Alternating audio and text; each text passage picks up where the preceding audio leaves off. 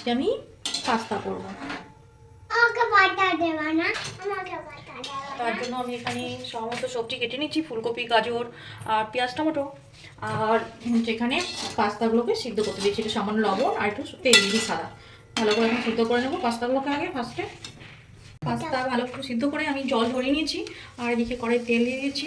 এখন সবজিগুলো হালকা ভেজে নেবো। আমি কপিটা দিয়ে দিলাম, ভেজে নেবো। হালকা ভাজা হয়ে গেছে, এবার আমি গাজরটা দিয়ে দেবো এর মধ্যে।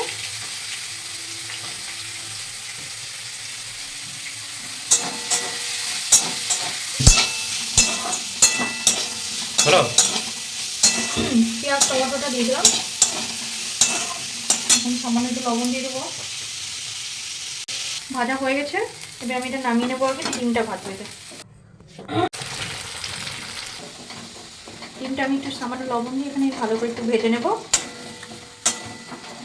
ডিমটা ভালো লাগাতাম না, কালার ভেজে করবো। তার জন্য আমার ডিমটা এখানে ভাজা হয়ে গেছে, নামিয়ে নিয়েছি। তারপর একটু পরে একটু সামান্য জল দিলাম, একটু সস টাইপের তৈরি করবো এখানে। তাই একটু জলটা দিয়ে দিয়েছি, জলটা গরম হোক। জল গরম হয়ে গেছে, আমি এখানে একটু সস দিয়ে দেবো যতটা পরিমাণ, কিছুটা পরিমাণ যতটা লাগবে মোটামুটি আন্দাজ মতো। সামান্য একটু গোলমরিচের গুঁড়ো দিয়ে দেবো। আমি এবার ম্যাগি মশলাটা অ্যাড করবো।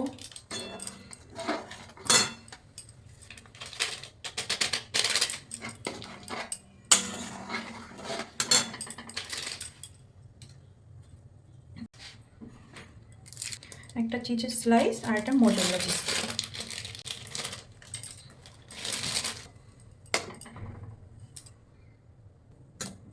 মোজারেলা চিজ অনেকটা আমি দিয়ে দিলাম।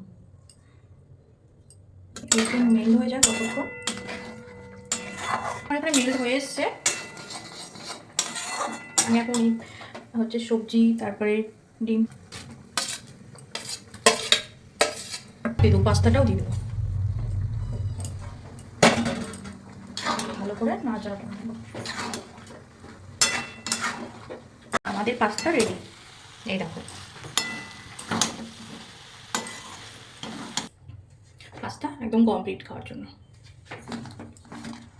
রান্নাটি ভালো লাগলে লাইক কমেন্ট করবেন, আর রুম্পা চ্যানেলটিকে অবশ্যই সাবস্ক্রাইব করবেন। দেখা হবে পরের ভিডিওতে। Good night.